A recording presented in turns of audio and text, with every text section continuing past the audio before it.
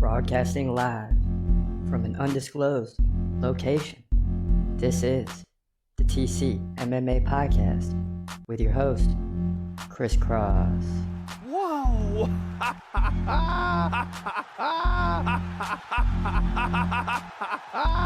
Dana White privilege. Let's go, baby! Let's go! Let's go! Let's go! Let's go, baby! Dana White privilege. Privilege. Privilege.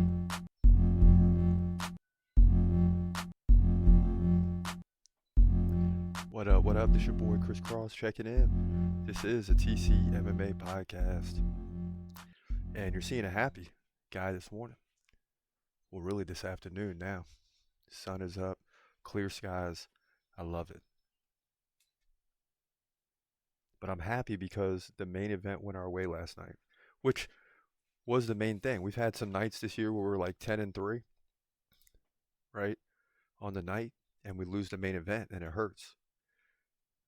Last night, we had a losing record, but got the main event, which is okay, because the main event seemed to be magnified last night.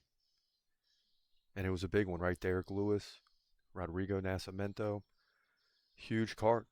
And we're going to get into that fight in a minute. But first, I knew it was going to be a losing night and a bad night when this happened to Mateusz Rebecki. It's hard to believe what we're seeing, and that's it. Mateusz Rebecki is just getting dominated here since the first round. 35 seconds left in the fight. Oh, goodness gracious. Another left and a right taken by Rebecki. And Ferreira is just fighting the fight of his life. I mean, dealing with a guy in Rebecki that has 15 straight wins, and it looked like he's never fought. Like, he's just dominating this fight. And look at this. Hammer's under 20 now. The ref's really looking at this. And Rebecki's trying to get to the finish, but I don't think it really matters. Diego Ferreira gets the win. It's over. The ref stops it at the tap with about 10 seconds left. Ferreira, the Brazilian's going to move to 19-5. Mateusz Rebecki loses for only the second time to fall to 19-2. 151-67 in significant strikes. And we're learning a valuable lesson tonight as we go with all of our fighters that we like, and we're falling one by one throughout the night. It's just been rough. But Diego Ferreira gets the win, just pounds away on Rebecki to get it. Lightweight division, UFC St. Louis. Yeah, and that's pretty much how it went down last night. I mean, in terms of the wins and losses, and we're going to pull all that up for you momentarily. But got to get to another one before Lewis and Nascimento, and that was Menifield versus Alberg. This fight lasted a total of 14 seconds. Count them, 14 seconds. I argue it was 12, but officially it was 14. Check this out. All right, both guys coming together, going to touch gloves. Menifield versus Alberg. They separate, stare each other down, and here we go. Alonzo Menifield versus Carlos Alberg. And they touch gloves, and here we go. Oh, Menifield comes in right away. Oh, Menifield goes down. He's taking some punches. Oh, he's in trouble. That's it. That's it. Let's go.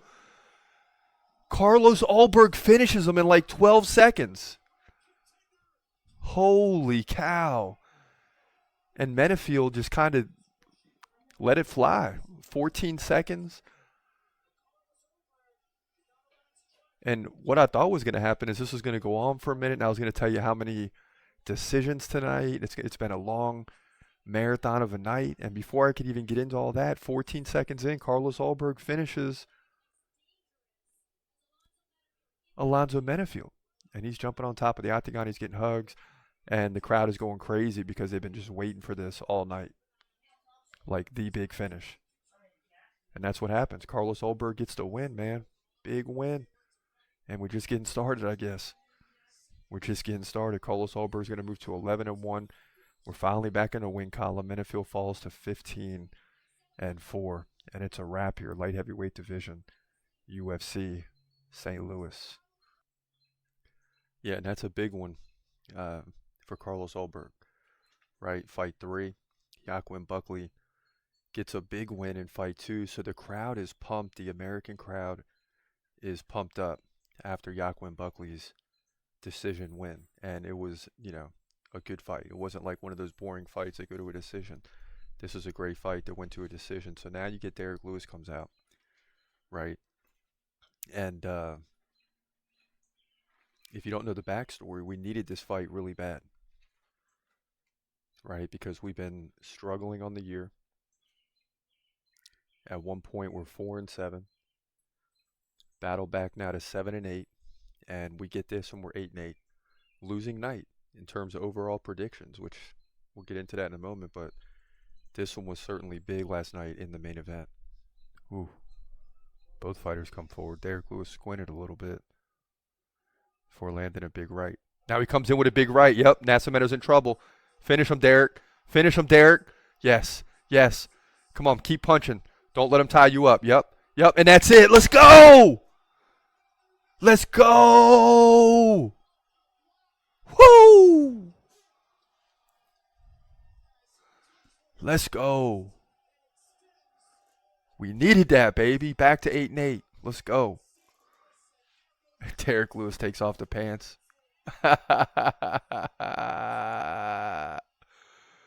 And he's cooling off Nascimento. Look at he takes off his pants.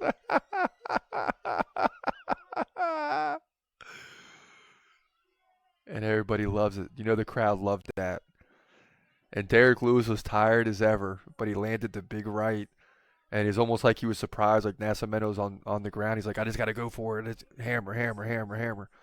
I got to go for it right now, and he gets it. Derek Lewis finishes off Rodrigo Nascimento. We're back to 8-8. 2-fight win streak in the main event. And no one better to win than Derek Lewis. I love it. This guy with another KO at 39 years old. And just as we said, he's going to get the win. Now he's got to fight 2 or 3 times in the next year. He's got to make it happen. Derek Lewis wins by KO over Rodrigo Nascimento, heavyweight division, UFC St. Louis. Yes, yes, that's what we needed last night. That's what we needed. Derek Lewis came up big, and this is exactly what I'm talking about. So 5-7 on the night, and you look at it, we started out 2-7.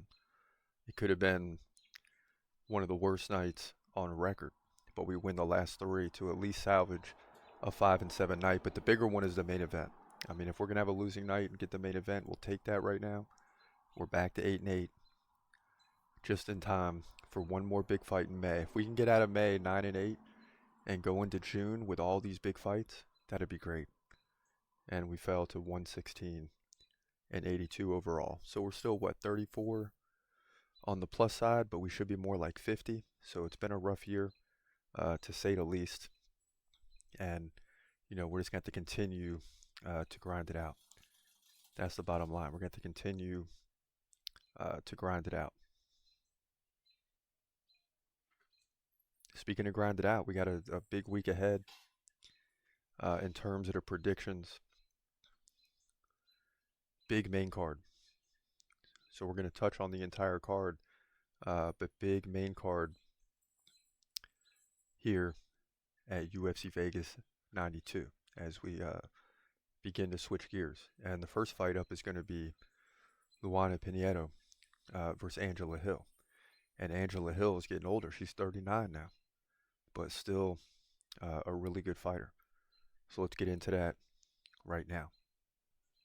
In the women's strawweight division at UFC Vegas 92, you got Luana Pinheiro, Brazilian, coming in at 11-2, taking on Angela Overkill Hill, who comes in at 16-13. Don't let the record fool you. Hill's 1 inch taller. She's 39. Wow. Pinheiro 31, right in the middle of the prime. Angela Hill, 2 inch reach advantage. Both fighters stand right-handed. Angela Hill very active throughout the career. That's why it's odd that she has all the losses. 5.4 significant strikes per minute to 3.9 for Pinheiro, but Pinheiro can land like over 2 takedowns every 3 rounds. So Angela Hill is going to really have to defend the takedowns to get the win here. Pinheiro lost the last fight to Amanda Ribas by KO in the 3rd round. Was fighting pretty well at that point, had a takedown, but trailed like by 30 significant strikes. So she was getting outworked on the feet Before that, she beat Michelle Waterson-Gomez by split decision. Sam Hughes, decision. And also Stephanie Frosto, who I've never heard of because I came at the Contender Series by KO. So she's on the come up, right? Angela Hill's been around forever, so that's going to kind of be how this thing goes down. Angela Hill, 75% takedown defense. And she beat Denise Gomes in the last fight by decision, lost to Mackenzie Dern by decision, beat Emily Ducote and Lupe Godinez. So she's won 3 of the last 4, so on the rise a little bit. And what I mean is you got Pinheiro, a fighter that's on the rise, against a veteran fighter in Angela Hill. And, you know, you can go either way with these fights. But I think right now, despite the fact that Angela Hill's 39 years old, she still seems to be somewhat in her prime, right? This will be her 30th professional fight.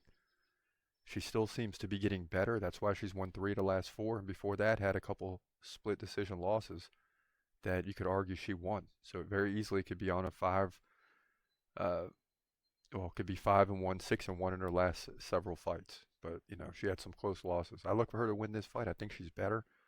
She'll defend the takedowns good enough against a Brazilian, keep it on the feet, outpace her, and get the win that way to spread out the wins a little bit from the losses and move to 17-3 here. Women's strawweight division, UFC Vegas, 92. Yeah, I got to go with Overkill Hill to get the win. You know, I've been a fan. Was very upset when she got those 2 losses by split decision. I mean, that was rough. Absolutely rough.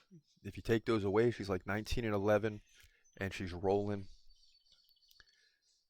But nonetheless, she took losses in those big fights against like Waterson-Gomez and maybe Amanda Ribas. I can't remember exactly who that was. Lemos, one of those 2. But back-to-back split decision losses kind of hurt her. Make no mistake about it. Now there's some other big fights coming up like Yanez and Salvador. Got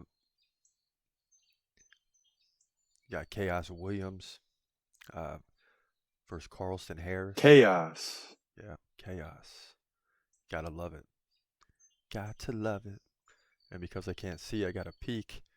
So we're going to jump into fight 4 next. Yeah, it's going to be Yanez and Salvador. And I don't think that's the one that's up right there. But we'll find it. There it is. Yanez and Salvador in fight 4.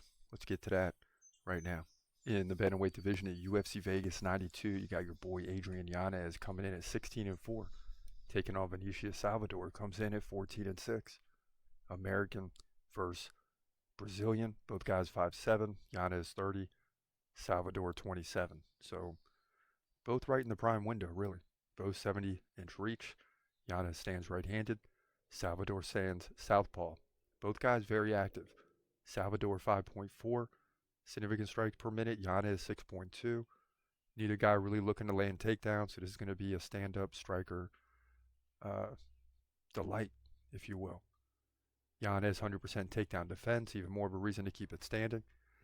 That's why he does such a good job. But he lost the last 2, right, against Rob Font and Jonathan Martinez, both by KO. Those are really high-level fighters. He beat Tony Kelly,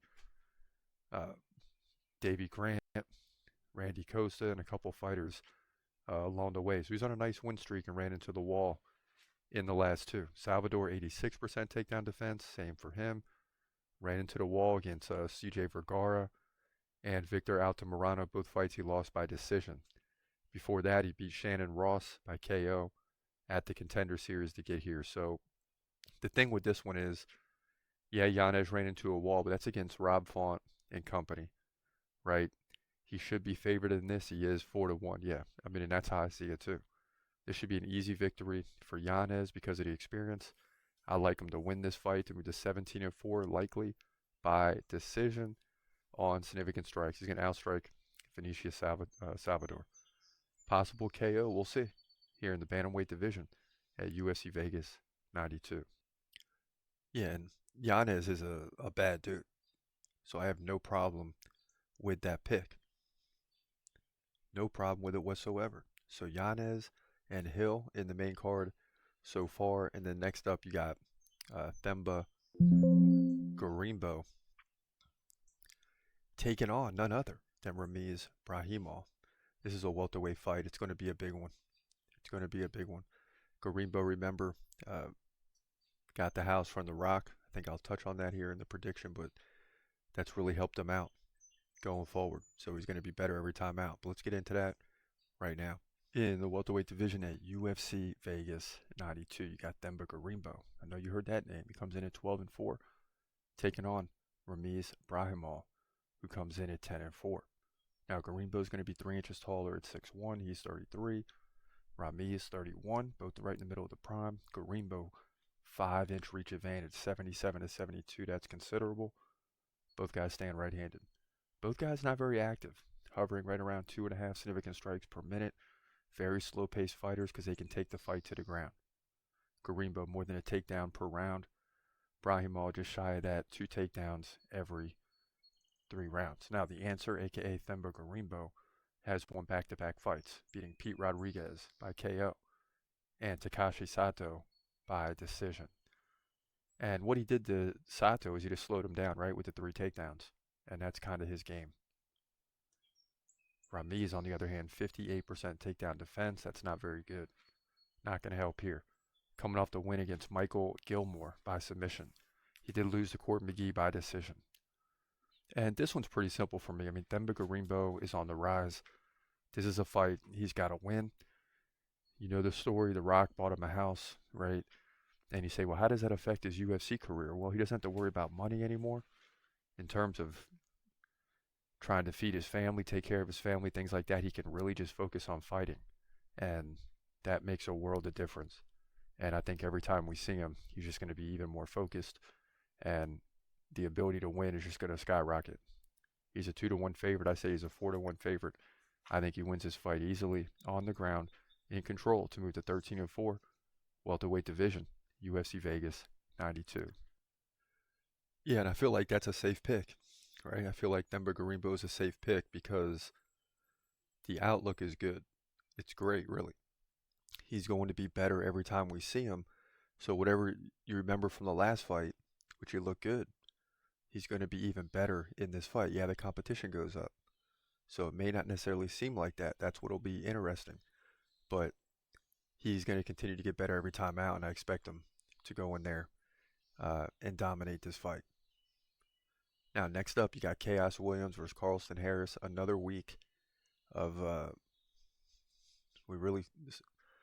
we're hurt last week with taking fighters we like, and a lot of them going down last week at UFC St. Louis. Well, this is the case here with Khaos Williams and Carlston Harris. Will I learn my lesson or not? Let's get into it right now. In the co-main event, welterweight division at UFC Vegas 92, you got Khaos Williams coming in at 14-3, taking on Carlston Harris, who's 19-5, looking for his 20th professional win. Both guys 6 feet tall. Khaos right in the prime at 30 years old. He's getting better every time. Harris, he's 36, so he's out of the prime and getting older, but a lot of experience. Khaos, 1-inch reach advantage. Both guys stand right-handed. Khaos much more active on the feet, 5.8 significant strikes per minute to 3 per minute for Harris. So that's an advantage for Khaos, but he's got to be able to defend the takedowns because Harris can land like 2 every 3 rounds. So look for him to get 2 or 3 in this fight. Khaos won a split decision in his last fight against Rolando Bedoya. Before that, he lost to Rude Boy Randy Brown by split decision. That's not a bad loss, right? Because Randy Brown's pretty good. Khaos, before that, won 2 in a row against Miguel Beza, KO, and a decision over Matthew Semmelsberger, who's won 3 of the last 4. Harris, 55% takedown defense. Shouldn't matter here, but he's got wins over Jeremiah Wells by submission and Jared Gooden by decision. He did lose to Shavkat by first round KO, which you'd expect. Before that, he KO'd Impa Kasanganay and had a submission over Christian Aguilera. So he's very well-rounded. Very well-rounded. And this is a tough one because it's almost a 50-50 toss-up. I'm a big Khaos Williams fan.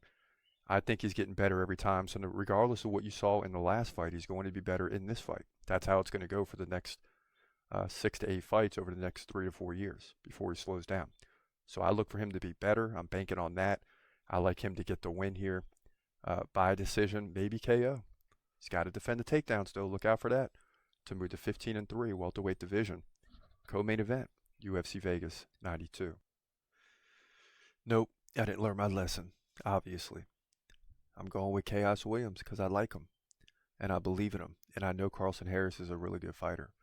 So, yeah, that's the way we roll in this situation. Stick with the guys you like.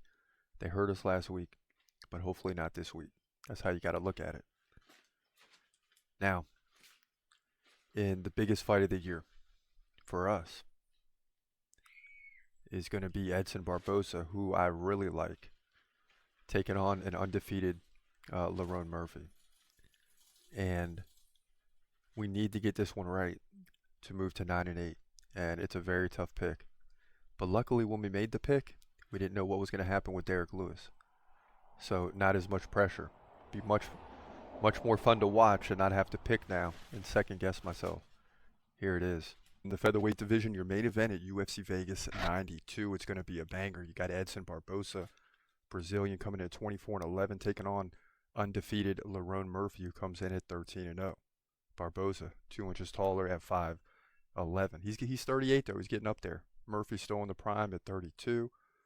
Barboza, 1 inch reach advantage, no big deal there. They both stand right-handed. Now slight differences. Barboza slightly more active, 4.2 significant strikes per minute to 3.7 for Murphy. So that's going to be about 5 to 10 throughout the fight. So that's within a distance for Murphy to catch up. Murphy also lands like a takedown and a half, or a takedown every other round. Will be the best way to put it. Barboza can go to the ground too, but he only lands one like once every 6 rounds. And I think that's why Murphy is a slight favorite. Let's see if it holds up. Barboza, 75% takedown defense, so that gives him the advantage. Has back-to-back wins over Sadiq Youssef. That's a big one by unanimous decision. And he trailed in significant strikes in a wild fight. Youssef 178 to 164 in significant strikes, but Barboza 3 takedowns to 1. Before that, he KO'd Billy Q. So Barboza's a tough fighter at any point in time for any opponent. Now, Murphy goes to a lot of decisions, but he does have 2 KOs in the last 5 fights, all wins. KO wins over Makwana Mirkani and Ricardo Ramos. He went to a decision and won against Douglas Da Silva Andrade, Gabriel Santos, and Josh Kulabayo. So, this is why this fight is tough to predict. This is why Murphy is a slight favorite. Everyone knows that Barboza is capable of winning, but Murphy is undefeated. So how do you go against him? He's got that one draw on his record, but he's undefeated at 13-0. So I got no choice but to go with Murphy, even though I'm a big Edson Barboza fan. Said a while back, I believe this guy could still win the title, but he's running into a very tough fight and a very worthy main event against Lerone Murphy, who I think is going to win this fight by decision. And it's going to be much like other fights. I mean, Barboza can strike, but Murphy can too, and he'll land takedowns when he needs to. He'll land them when he needs to, and it's very close fight, but Lerone Murphy wins by decision, which we've seen him do time and time again. So he'll get the win and move to 14-0, remain undefeated, in my opinion. Featherweight division, UFC Vegas 92. Yeah, so we're going to need Lerone Murphy to get the victory. And I won't be surprised one bit if Edson Barboza goes in there and KOs Murphy. I mean, Edson Barboza is a beast who's been around the game for a long time, and it's a very tough prediction. I mean, it's a very tough prediction, no matter how you look at it. But to get to 9-8, we take the safe play with Lerone Murphy. We might pay for it. We'll see. But listen, that's going to do it. That's the card right there, the main card. Especially there's, some other good fights in the prelims for sure. When you start previewing some of those, you got Martinez versus Nolan, Cowan versus Vidal. One I really like is Abu Magomedov versus Warley Alves, Pierre Rodriguez versus Ariane Carnelossi. So it goes on and on. Alatang Ali, Clydeson Rodriguez. So a lot of good fights on this card coming up. That's going to do it for now. We'll see you throughout the week. This is your boy Chris Cross. Have a great day and God bless as always. Peace.